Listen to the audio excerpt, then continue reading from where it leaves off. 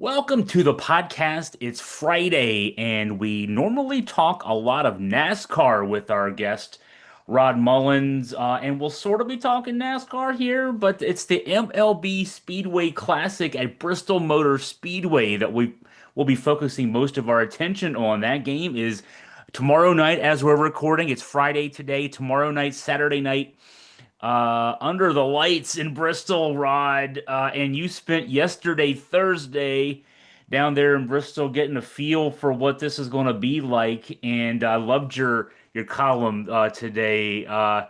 Is it heaven? No, it's Bristol, baby. Yeah, I know, and I'm already being ribbed over that. One of the local sportscasters has kind of put an emoji on my Facebook page, and kind of like, wonder if they've ever heard that before. But for me, it is. I mean, it's to me, it's heaven. It's being there because I've loved baseball all my life. I mean, I was brought up with baseball, but this event is something that I never dreamed possible. I never dreamed that I was going to be just a small part of the coverage of this big, huge event that's going to be taking place Saturday at Bristol Motor Speedway. So we talked about in terms of big, huge event, right? Big, huge event means Major League Baseball record attendance. We know there are going to be over 85,000 people there. It'd be great to see, eventually what the final number is.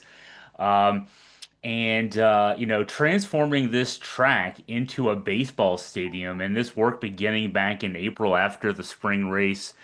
You were there. Tell us what it's like. I've seen your pictures, read your story, but I got to hear you tell me what this place is like for this one baseball game.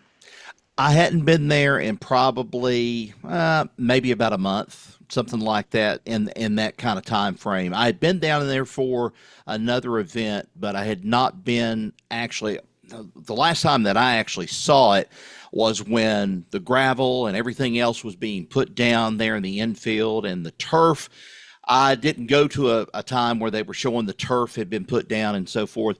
But when I walked out there yesterday, they took us in. We came through the tunnel. Normally, is the way that you go into the infield from there at the racetrack from the outside. And when I came in, it was something that was truly special.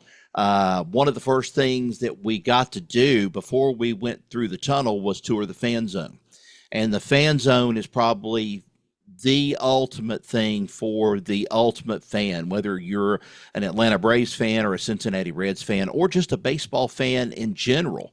They've got things for the kids. They're going to have music there. It's the whole thing, the experience. Budweiser is going to have a beer garden there. They're going to have, drinks there, of course. The Clydesdales are going to be there. They're making a big run now through the Tri-Cities, stopping at some of the Food City stores.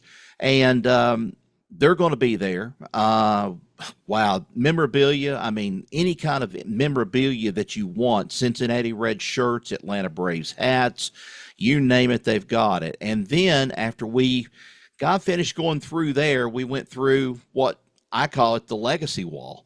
And to me, that was just probably the most moving thing for me of seeing some of these stars that I enjoyed watching when I was younger and also following later on, like Barry Larkin and King Griffey Jr. But I noticed there were some people that were missing. One in particular, I'm a kind of a big fan of Vada Pinson being put into the Major League Baseball Hall of Fame. He wasn't on there, but Frank Robinson was. That was a little bit of a surprise too. And it wasn't that I didn't expect it, but I knew Frank Robinson had been a whale of a baseball player for the Reds and some other teams in the meantime. But that was just incredible. But then to walk into the track, go in there, and then to walk into the actual locker room that the Cincinnati Reds will occupy on Saturday, I was just stunned. This is no small feat. This is no small time little operation. If somebody thinks this is just something that Bristol threw together over the course of just about a couple of months, They're dead wrong. This thing has been planned in advance, and you walk in that clubhouse or the locker room that they have. They've got a training room, they've got a batting cage, they've got a lounge for the players, they've got the locker room. I walked right by Andrew Abbott's locker, walked by Dela Cruz's locker. Oh gosh, it was just. I was there. I was just sitting there, and I looked up at Andrew Abbott, and started doing a little bit of checking and so forth. And Andrew Abbott's a big NASCAR fan, and he told a lot of people, he said this was going to be unique for him. He's not starting, but who knows where we may see him in this baseball game coming up. But they're going to have a Tennessee prospect that's going to be starting. It's going to be the starting pitcher for the Reds tomorrow night. But I'm looking forward to having the chance, maybe, hopefully, to be able to ask Andrew Abbott, what's so different about Bristol Motor Speedway, because he and his family would drive 3 or 4 hours from Lynchburg down to the races and go see the races. And, it was amazing. And then after I went through that locker room, I stepped out on that field and I felt so small. I mean, it was just incredible. It's not a little league field. It's not a high school field. This is just a major league baseball field. And then I had the chance to ask Murray Cook, who is the overseer of all this stuff with Major League Baseball. I mean, he's helped with, he's helped with the Field of Dreams in Iowa, the Fort Bragg game that they played here several years ago, plus the thing of honoring the black players last year. I think, what was it, Richwood Field, I think in Alabama, I believe where it was at. Yeah. And then also talking about how he had transformed soccer fields and cricket fields over in Europe to be able to have baseball there. And I asked him, I said, was this his favorite project? And he says, I have to say that this is probably one of my favorites, but I have all of these different favorites. But he said, this is so unique. And it is. It's truly unique. And we were kind of getting a crash course of what it was going to be like.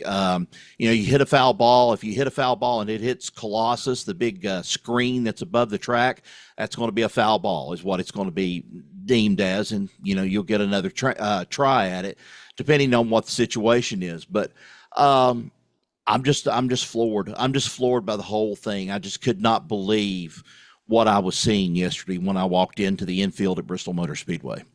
I mean, you've been there so many times covering NASCAR races. Mm-hmm. I mean, does it look at all like it did? I mean, I know the outside will, because when you walk up, but when you're inside, does it feel like a baseball stadium? Yeah, it feels like a baseball stadium to me. It feels like a baseball field. And I mean, everything's kind of scrunched in there pretty close with Atlanta's locker rooms and Cincinnati's and so forth. But, they're going to have what's going to be almost like a victory lane setup, so to speak, that when the Reds or the Braves, whoever win this game, they're going to crowd them all together, and, they're going to award them their special trophy and everything. But they're going to treat this as though it was a big NASCAR thing.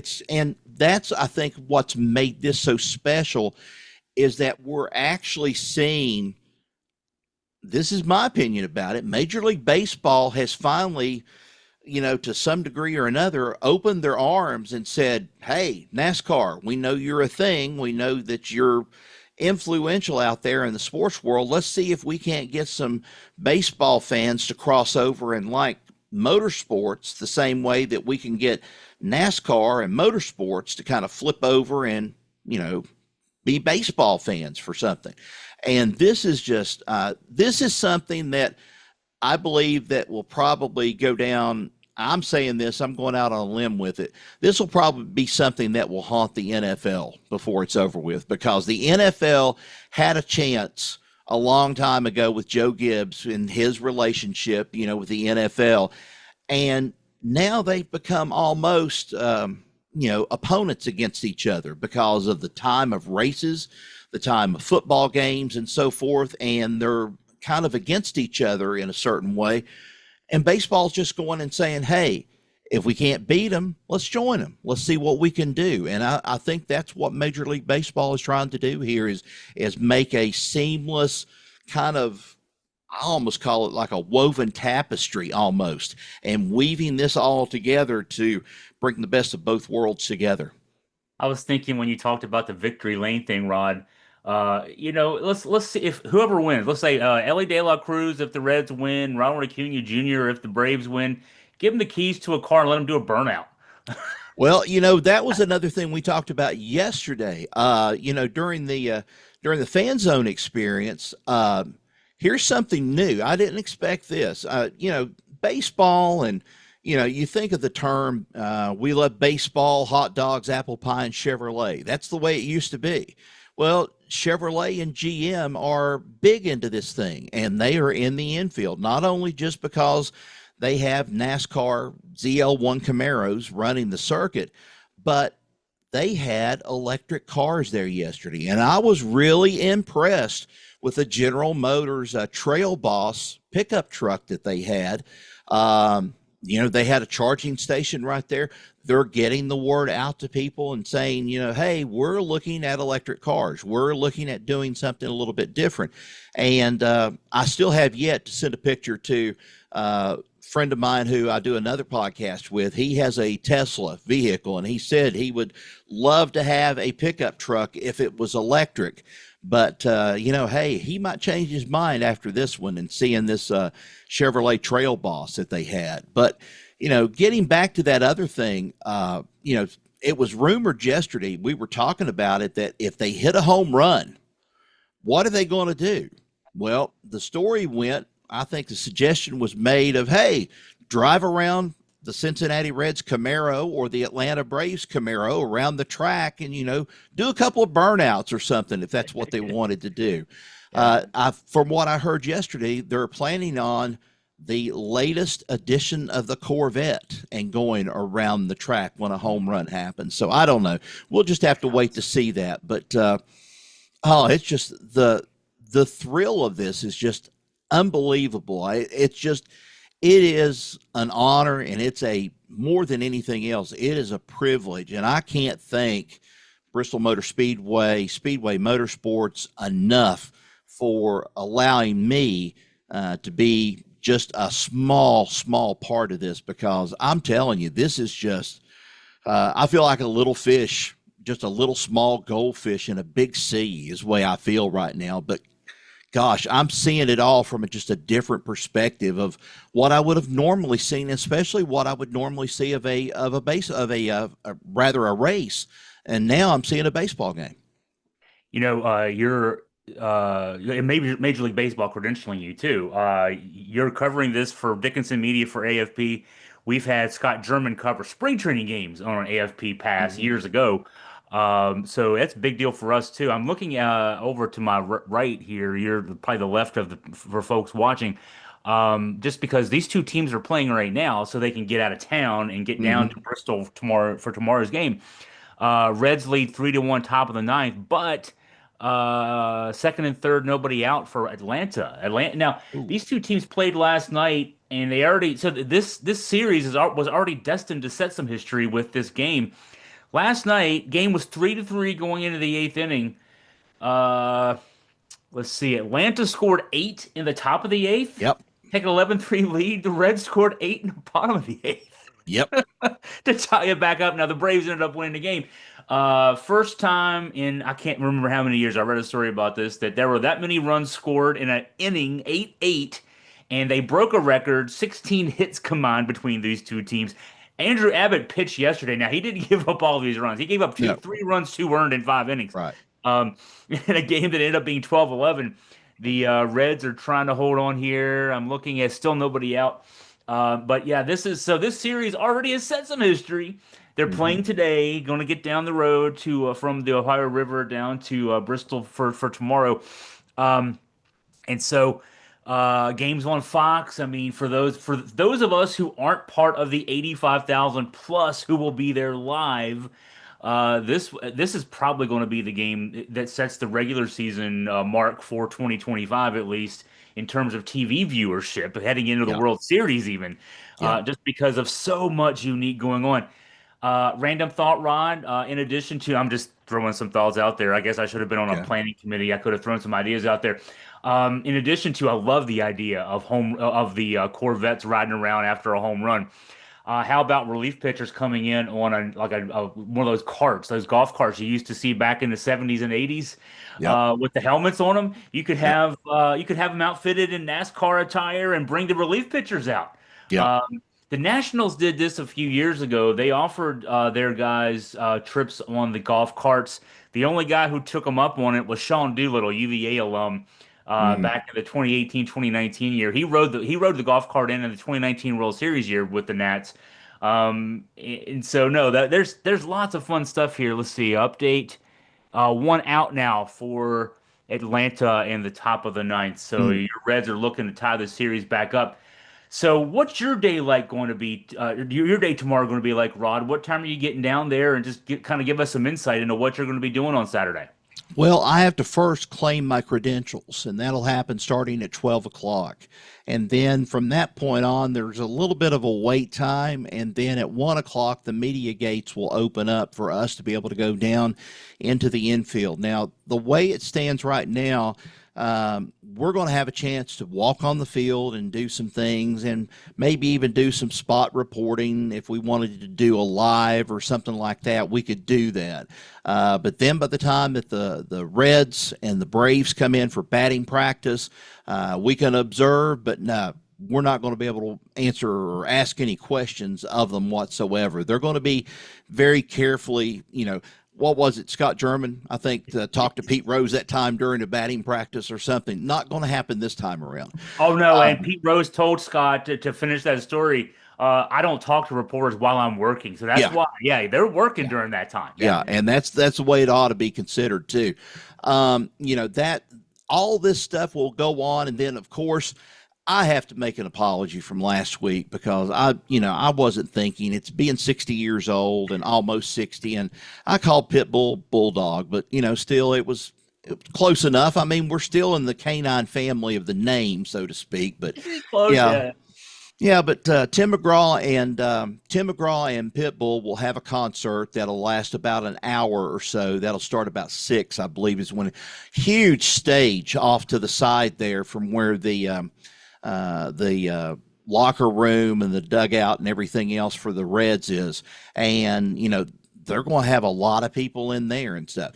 One of the big things, if anybody's listening, watching the podcast, and are going to this, and they are going to the fan zone, I have to give you a heads up on this. Most of the tickets, I think all of the tickets are electronic. You're going to have them on your phone. They are stressing to people that come to the fan zone. You can go into the fan zone, but you've got to have your ticket ready to go, or it's going to, slow up the lines trying to get everybody in there. And here's another little thing. The fan zone's going to be open up. Then when the baseball game starts, they're going to allow you to kind of go, I think, once or twice, in between the ball field there and watching the game and coming back out to the fan zone. But, they're going to be open, I think, about an hour after the game is over with for, more memorabilia being sold and so forth. But, it's just an experience like no other that I've ever witnessed before. I mean, I've worked in college sports. I've been around NASCAR now for, gosh, almost 10 years again, looking at it. And this is just totally different. And the MLB, I won't have a typical kind of credential that I normally get when I go to Bristol. I will have a photo ID. And they are going to be looking you over. They're going to look you over. And I think it's a photo that you probably submitted for me when you had to do that. But I have to have that credential on at all times. And there's certain places that I can be. And, I asked one of the people with Major League Baseball yesterday. I said, have you guys got any ideas on where you're going to go next? I mean, I know this is not going to be a yearly thing here at the track because it takes so much and so much money to put one of these things on. And we kind of kidded around a little bit. He said, I don't know. He says, we've kind of tossed around some ideas. I said, what I think would be a great idea is for you guys to go and play a baseball game in Alaska. And he looked at me really weird and he said, why would we want to do that? I said, no, play it during the spring and the summer, especially in the summer, but play it during the Midnight Sun. And I said, you could call it the Midnight Sun Classic, is what you could call it up there in Alaska. And I said, but there's a problem. I said, if, Murray has to go and start prepping this field and everything. Murray Cook has been coming down from Roanoke because that's his hometown. That's where he lives at normally. But he's also been renting, I think, an Airbnb in Bristol, kind of at night and stuff before having to go back to Roanoke, maybe on weekends. But, yeah, I told him, I said, I don't know if Murray Cook could be able to do this. And he said, how come? And I said, well, it starts getting summertime up there and everything. The ground is okay, but then if you have to start digging down to put stuff in, it's nothing but peat. It's like, the permafrost and everything. It's where it's thawed already. And it's a nasty, smelly mud is what my dad used to tell me is what it was during the summertime. But, and they thought, that's not a bad idea. That's kind of like reaching and putting baseball in a place that doesn't normally have baseball. And I just wonder how many people would, come in there. And I think it'd be really neat to have something like that. But we kind of kidded around. And I talked to Murray Cook about it, and Murray Cook said, I don't know if I could do that or not. Going up to Alaska and handling that. I said, no, you do it during the summertime. And he said, yeah, but he said that would be a challenge. And I'm like, yeah, but this has been a challenge. All this has been a challenge for you. Everywhere you go, this has been a challenge to, get this thing to go off without a hitch. And so that's kind of, I'm just kind of kidding around with them talking about it yesterday. They're great people. I mean, Major League Baseball, I kind of got some hints yesterday of, he told me, he said, I'll let you know who's going to be there. I would love to see a Tony Perez there. I don't know if he's going to be there or not, but some of the older Reds, I know Sean Casey is going to be there. But as for some of the older Reds and so forth, I really suspect that Ken Griffey Jr. will be there. Ken Griffey Jr. in and of himself is a very accomplished professional photographer. And I'm sure we'll probably see Ken Griffey Jr. there on the field a little bit tomorrow night. It's according to how his rotation comes around, but I'd like to see that. There's just so many people I'd like to see of the old Reds, I think, of some of the old Reds that are still alive. And it just comes to the thing that I talked to the Major League Baseball executive about yesterday too, and I said, I wonder what it would have been like if Pete Rose had been alive and could have come to this, and been a part of it. And I said, throwing the gambling thing aside, making him eligible for the Hall and so forth, would he have been able to attend something like this? Well, the general answer is it's a Cincinnati game. I think he's allowed to within permission. But, with this being such a big event, I don't think he's allowed to. I don't think he was allowed to. But I wonder what Pete would have to say about it. I wonder what he would think about the whole thing. And he might think it's a big circus, but he might say at the same time, you've got to do what you've got to do to get baseball into the hands of young kids and people all over the world because, hey, the man lived and died baseball. I mean, there was no other way around it. I'm thinking about this event from a coverage standpoint, from you being there standpoint, in terms of some of the things I've been able to cover over the years, and this is one of those things. The Final Four for Virginia in Mm-hmm. 2019. The whole day was a special day. My wife and I, Crystal and I, were in Minneapolis, and we found the UVA team hotel and started hanging out there around 11 o'clock, and there was everybody there. You're talking about the great Cincinnati Reds alums.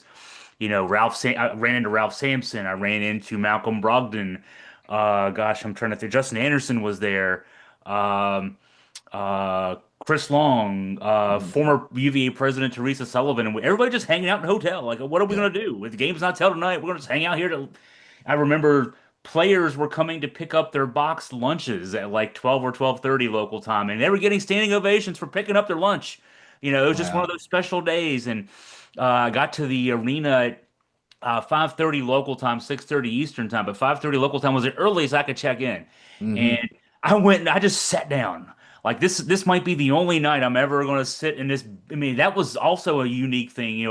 The Final Four is played in a football arena, so you're Hmm. sitting there in the the Minneapolis NFL stadium with a little basketball court on the big Yep. football stadium.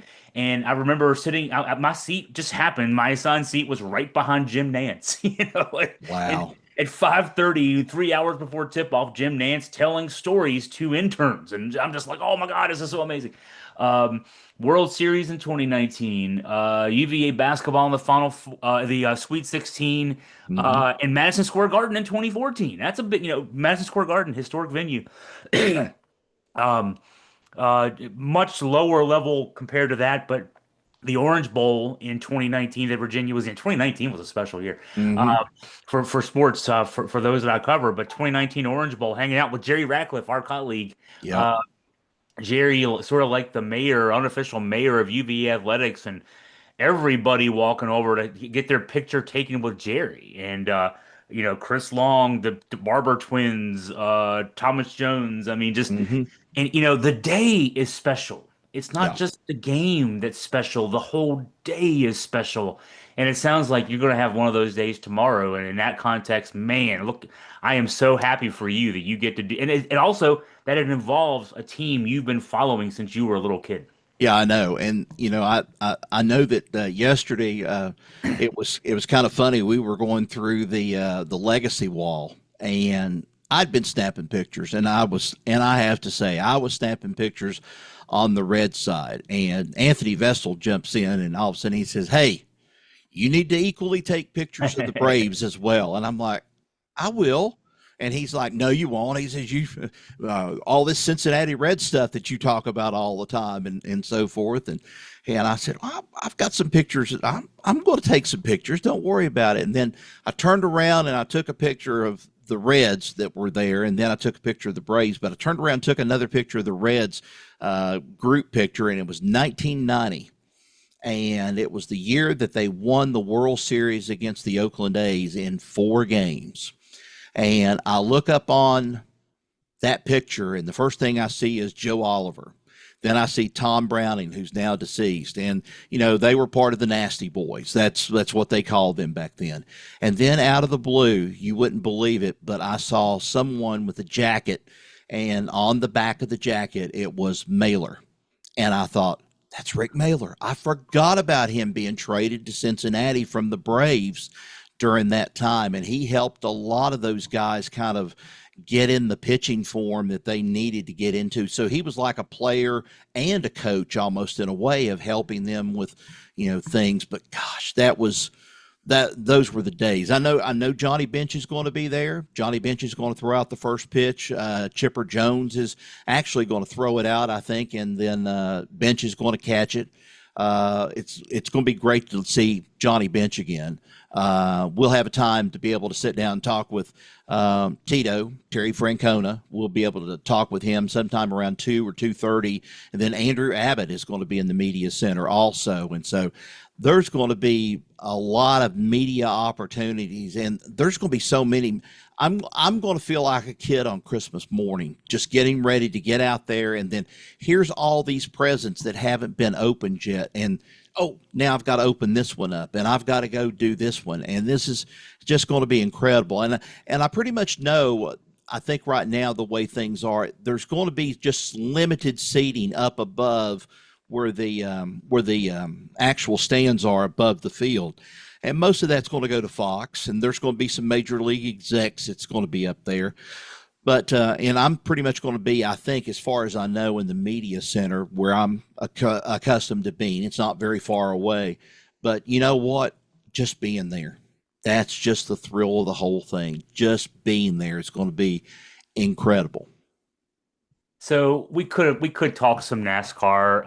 Bubba Wallace I mean, it was a fun race to watch last Yes, it week. was. The overtime, the fuel mileage issues. I mean, it was Hmm. it was very fascinating to watch that. And of course, this weekend we're getting closer to the playoffs. But our attention's on this baseball game. I don't know Yeah. if I don't want to quiz you on NASCAR because you're still kind of in the vicinity of heaven. Let's Yep. leave you there. And kind of wrap up from there. We'll talk about the game next week as well. We'll be looking forward to your stories. Also, there's NASCAR going on. But the attention of the NASCAR world is going to be on the Speedway Classic. Yep. So man, Rod, looking forward to it for you. And can't wait to hear how everything goes tomorrow for you. So, thanks for sharing everything. And man, just have a blast tomorrow. I know you will. Yeah. I appreciate the opportunity to be able to do it too. I mean, I know that I don't know how many, Reds fans are up your way and all. I know at one time there used to be a pretty good stronghold of Reds fans, and then the Braves kind of moved in over there with Richmond and the the farm league or the league that they had over there. But you know, it's something. I feel like these guys need a little bit of a boost. These guys need a chance at something. And yeah, I know I could traditionally go with the Braves and so forth, but you gotta love those hard luck winners sometimes in the Reds. Same way you gotta enjoy watching the Cubs sometimes. I would be this ecstatic if I saw the Cubs playing here instead of Cincinnati. But it's just the thrill of being just a small part of this that's just I can't describe it into enough words to explain how much this event means to me. Well, enjoy it, man. And for our listeners out there, our viewers out there, follow our coverage both on Dickinson Media and Augusta Free Press, and we'll have a lot for you this weekend. For Rod Mullins, Chris Graham signing off. Have a great day, everybody.